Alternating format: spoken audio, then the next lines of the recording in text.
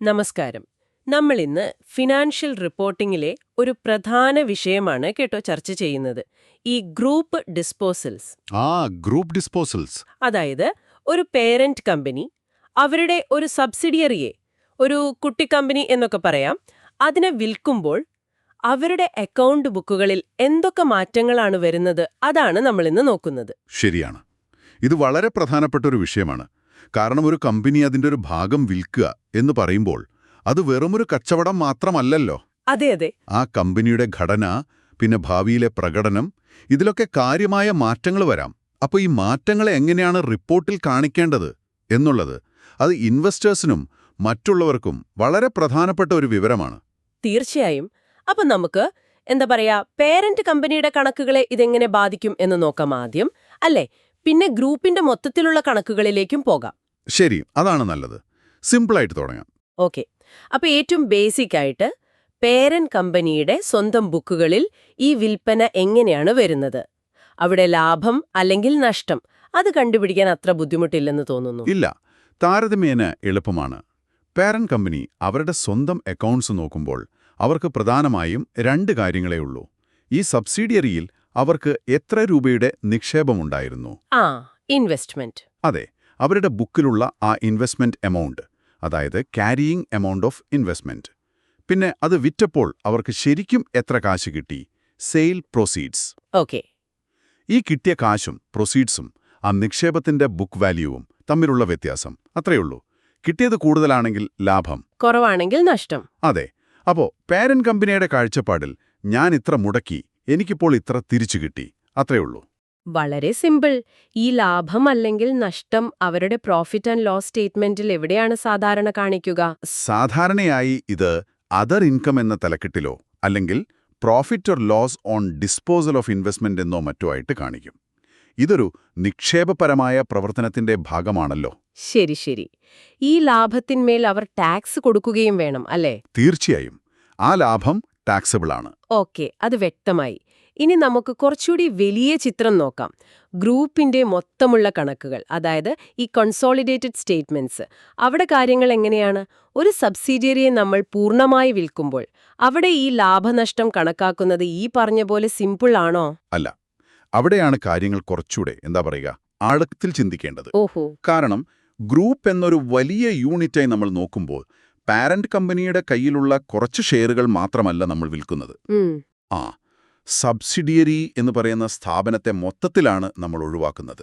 അപ്പോൾ അതിന്റെ ആസ്തികൾ, ആസറ്റ്സ്, അതിന്റെ ബാധ്യതകൾ, liabilities. Okay.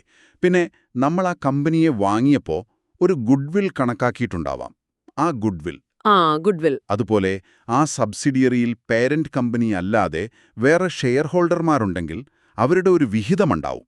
Non controlling interest, NCI. അപ്പോ ഈ NCIയും ചിത്രത്തിൽ വരും. അതെ. ഇതെല്ലാം ഗ്രൂപ്പ് അക്കൗണ്ടിൽ പരിഗണിക്കണം. അപ്പോൾ പേരന്റ് കമ്പനിയുടെ ഇൻവെസ്റ്റ്മെന്റ് മാത്രം നോക്കിയാൽ പോരാ. അപ്പോ ഗ്രൂപ്പിന്റെ ലാഭം കണക്കാക്കുന്ന രീതി എങ്ങനെയാണ് ഈ പറഞ്ഞ കാര്യങ്ങളെല്ലാം വെച്ചിട്ട്? അവിടെ നമ്മൾ ആദ്യം വിൽപ്പനയിലൂടെ കിട്ടിയ തുക, സെയിൽ പ്രൊസീഡ്സ് എടുക്കും. ശരി. അതിനോടൊപ്പം ഒരു പ്രധാന കാര്യം ഈ NCIയുടെ അന്നത്തെ മൂല്യം. അത് നമ്മളൊരു വരവ് പോലെയാണ് കണക്കാക്കുക. കാരണം എന്താന്ന് വെച്ചാൽ ആ NCI എന്ന് പറയുന്നത് ഗ്രൂപ്പിനൊരു ബാധ്യത പോലെയായിരുന്നു. അത് ഡിസ്പോസ് ചെയ്യുമ്പോൾ ആ ബാധ്യത ഇല്ലാതാവുകയാണല്ലോ. ഓഹോ. അപ്പോ സെയിൽ പ്രൊസീഡ്സ് പ്ലസ് NCI വരും. അതെ, ഡിസ്പോസൽ ഡേറ്റിലെ NCI. എന്നിട്ട് അതിൽ നിന്ന് രണ്ട് കാര്യങ്ങൾ കുറയ്ക്കണം. ഒന്ന്, ആ വിൽക്കുന്ന തീയതിയിൽ സബ്സിഡിയറിയുടെ നെറ്റ് അസറ്റ്സ് എത്രയാണ്, അതായത് assets minus liabilities. Okay, net assets. രണ്ട്, ആ സബ്സിഡിയറിയുമായി ബന്ധപ്പെട്ട് നമ്മുടെ കൺസോളിഡേറ്റഡ് ബുക്കിലുള്ള ഗുഡ്വില്ലിന്റെ അന്നത്തെ ബാക്കി മൂല്യം, ഇമ്പയർമെന്റ് ഒക്കെ കഴിഞ്ഞിട്ടുള്ളത്. അന്നത്തെ ഗുഡ്വിൽ. ഇത് രണ്ടും കുറച്ചു കഴിയുമ്പോൾ കിട്ടുന്നതാണ് ഗ്രൂപ്പ് തലത്തിലുള്ള ലാഭം അല്ലെങ്കിൽ നഷ്ടം. അപ്പോ proceeds plus NCI, net assets plus goodwill. ഇതാണ് ഗ്രൂപ്പ് ഫോർമുല, അല്ലേ? അതെ, ലളിതമായി പറഞ്ഞാൽ അങ്ങനെ. പക്ഷേ ഈ ഓരോ ഐറ്റവും, നെറ്റ് അസറ്റ്സ്, ഗുഡ്വില്ല്, NCI, വിൽക്കുന്ന തീയതിയിലെ കൃത്യമായി കണക്കാക്കണം. അതിനതിൻ്റെതായ രീതികളുണ്ട്. ഈ ഗുഡ്വിൽ എന്ന് പറയുന്നത് നമ്മൾ ആ കമ്പനിയെ വാങ്ങിയപ്പോ അധികം കൊടുത്ത കാശാണല്ലോ. അത് വിൽക്കുമ്പോൾ അങ്ങനെ തന്നെ പോകുമോ? വാങ്ങിയ സമയത്തെ ഗുഡ്വില്ലിൽ നിന്ന് പിന്നീട് എന്തെങ്കിലും മൂല്യത്തകർച്ച അതായത് ഇമ്പയർമെന്റ് സംഭവിച്ചിട്ടുണ്ടെങ്കിൽ അത് കുറച്ചിട്ടുള്ള ബാക്കി തുകയാണ് ഡിസ്പോസൽ സമയത്ത് എടുക്കേണ്ടത്. ശരി. നെറ്റ് അസറ്റ്സും അതുപോലെ? നെറ്റ് അസറ്റ്സും വാങ്ങിയ ശേഷമുള്ള ലാഭവും ഡിവിഡൻഡുമൊക്കെ പരിഗണിച്ച് വിൽക്കുന്ന തീയതിയിലെ വാല്യൂ കാണണം. NCI കാണാനും രണ്ട് രീതികളുണ്ട്: ഫെയർ വാല്യൂ രീതി അല്ലെങ്കിൽ പ്രൊപ്പോർഷനേറ്റ് രീതി. തുടക്കത്തിൽ ഏതാണോ ഉപയോഗിച്ചത് അതനുസരിച്ച് വേണം അന്നത്തെ വാല്യൂ കാണാൻ. ഇത് കേൾക്കുമ്പോൾ കുറച്ച് കണക്കുകൂട്ടലുകളുണ്ടെന്ന് തോന്നുന്നു. ഉണ്ട്. പക്ഷെ ലോജിക് മനസ്സിലാക്കിയാൽ എളുപ്പമാണ്. ഗ്രൂപ്പ് തലത്തിൽ നമ്മൾ ആ സബ്സിഡിയറിയുടെ മുഴുവൻ ഓപ്പറേഷനിൽ നിന്നും പിന്മാറുകയാണ്. അപ്പോൾ അതിന്റെ എല്ലാ ആസ്തി ബാധ്യതകളും ഗുഡ്വില്ലും NCIയും ഉൾപ്പെട്ട ഒരു ഇടപാടായിട്ടാണ് ഇതിനെ കാണേണ്ടത്. നിങ്ങളുടെ മെറ്റീരിയലിൽ ഒരു ഉദാഹരണം പറയുന്നുണ്ടല്ലോ, റോക്ക് കമ്പനി ഡോഗ് കമ്പനിയെ വിൽക്കുന്നത്. അതൊന്നു പറയാമോ, ആ വ്യത്യാസം മനസ്സിലാക്കാൻ? അത് നല്ലുദാഹരണമാണ്. അവിടെ പേരന്റ് കമ്പനിയായ റോക്കിന് $1000 ലാഭം കിട്ടി. കാരണം സിമ്പിൾ, അവരുടെ ഇൻവെസ്റ്റ്മെന്റ് $2000 ആയിരുന്നു, വിറ്റത് $3000. വ്യത്യാസം $1000. ഓക്കെ. എന്നാൽ ഗ്രൂപ്പ് തലത്തിൽ ലാഭം കണക്കാക്കിയപ്പോൾ അത് $650 കുറഞ്ഞു. ഓഹോ, അതെന്താ അങ്ങനെ? കാരണം ഗ്രൂപ്പ് കണക്കിൽ നമ്മൾ $3000 വരവിനോടൊപ്പം NCIയുടെ മൂല്യമായ $950 കൂടി കൂട്ടി.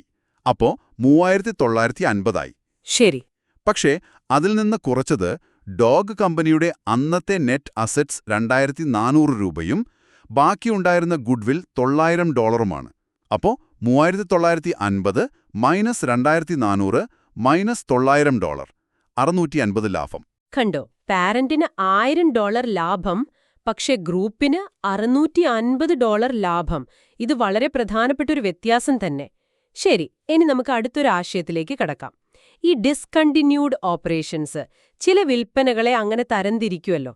എപ്പോഴാണ് ഒരു വിൽപ്പനയെ ഇങ്ങനെ ഡിസ്കണ്ടിന്യൂഡ് എന്ന് വിളിക്കുന്നത്? അതൊരു പ്രധാന പോയിന്റാണ്.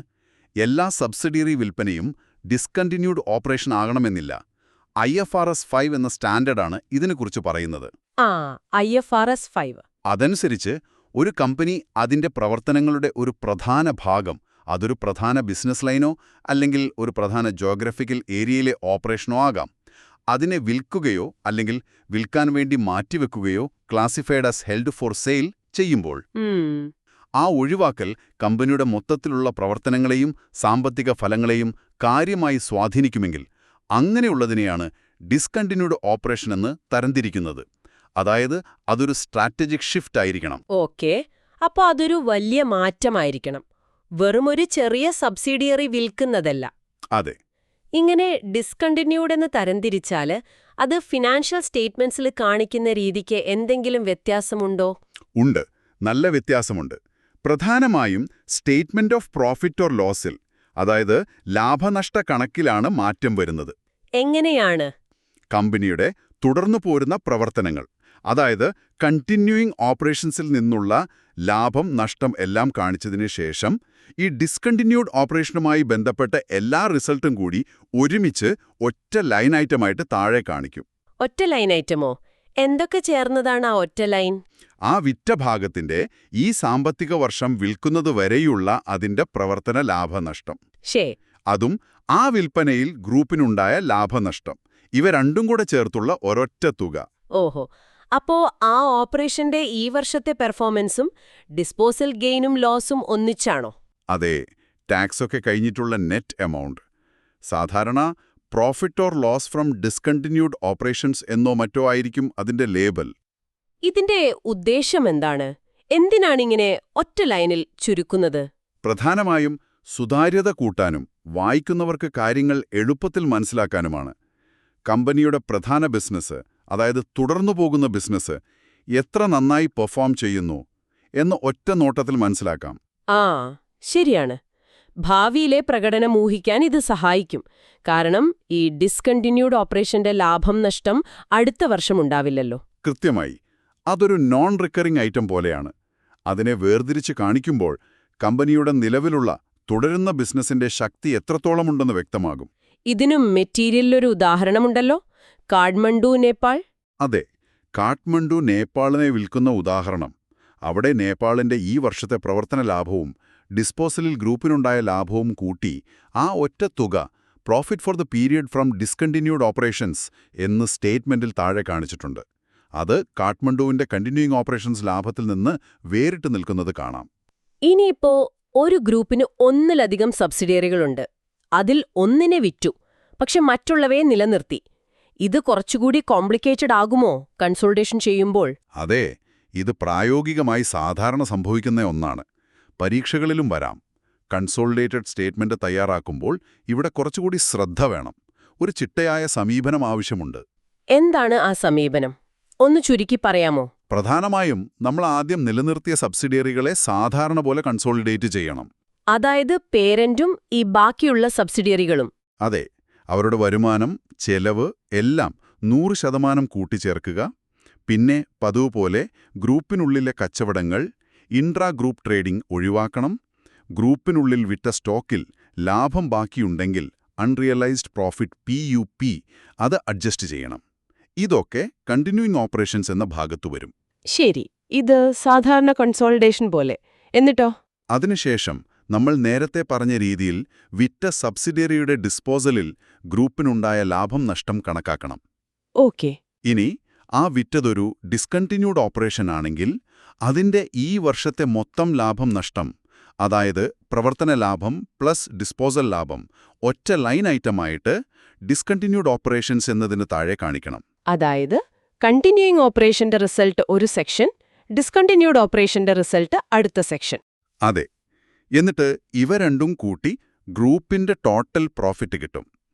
അവസാനമായി ഈ ടോട്ടൽ പ്രോഫിറ്റിൽ നിന്ന് NCIയുടെ ഷെയർ എത്രയാണെന്ന് കണക്കാക്കി മാറ്റണം.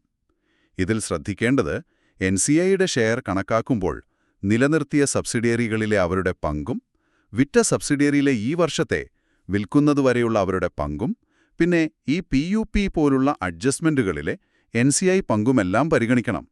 ഓക്കെ. അപ്പോ NCI കാൽക്കുലേഷനിലും കുറച്ച് ശ്രദ്ധ വേണമല്ലേ? അതെ.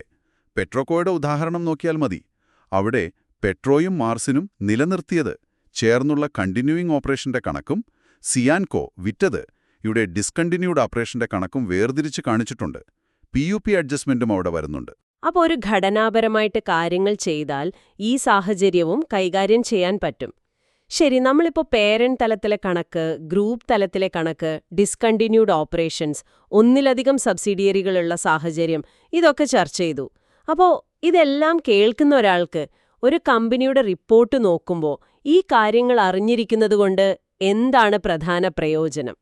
ഏറ്റവും പ്രധാന പ്രയോജനം കമ്പനിയുടെ സാമ്പത്തിക പ്രകടനത്തെ ശരിയായിട്ട് വിലയിരുത്താൻ പറ്റും എന്നുള്ളതാണ്. അതെങ്ങനെയാണ്?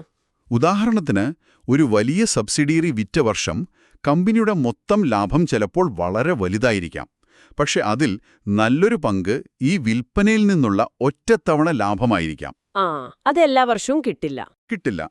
അതൊരു വൺ ഓഫ് ഇവന്റ് ആണ്.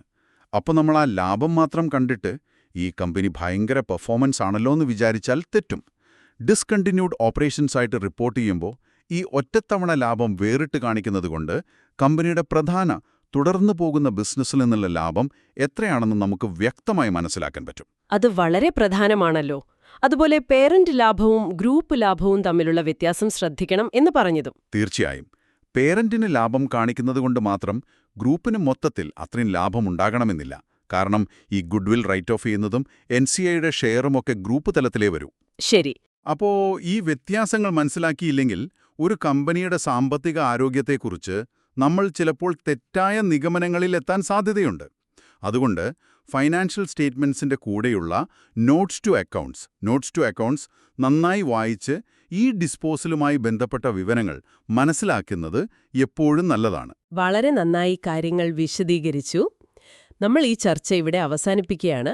പോകുന്നതിനു മുൻപ് കേൾക്കുന്നവർക്ക് ചിന്തിക്കാൻ ഒരു ചോദ്യം കൂടി. ഒരു കമ്പനി അവരുടെ ഒരു സബ്സിഡിയറിയെ വിൽക്കാൻ തീരുമാനിക്കുന്നു. അത് സാമ്പത്തിക വർഷത്തിന്റെ എപ്പോഴാണ് അവർ ചെയ്യുന്നത്? വർഷത്തിന്റെ തുടക്കത്തിലാണോ, പകുതിക്കാണോ, അതോ അവസാനത്തോടടുത്താണോ എന്നത് ആ വർഷം റിപ്പോർട്ട് ചെയ്യുന്ന കൺസോളിഡേറ്റഡ് റിസൾട്ടുകളെ, പ്രത്യേകിച്ച് ഈ ഡിസ്കണ്ടിന്യൂഡ് ഓപ്പറേഷൻസ് റിപ്പോർട്ടിങ്ങിനെ തന്ത്രപരമായി സ്വാധീനിക്കാൻ അവർക്ക് കഴിയുമോ? ചിലപ്പോൾ കൂടുതൽ ലാഭം കാണിക്കാനോ മറ്റും. നമ്മൾ ഇന്ന് ചർച്ച ചെയ്ത കാര്യങ്ങൾ വെച്ച് ഇതിനെക്കുറിച്ചൊന്ന് ആലോചിച്ച് നോക്കാവുന്നതാണ്. എന്തായാലും ഈ വിഷയത്തിൽ ഇത്രയും വിശദമായി സംസാരിച്ചതിന് വളരെ നന്ദി. നന്ദി. വീണ്ടും കാണാം.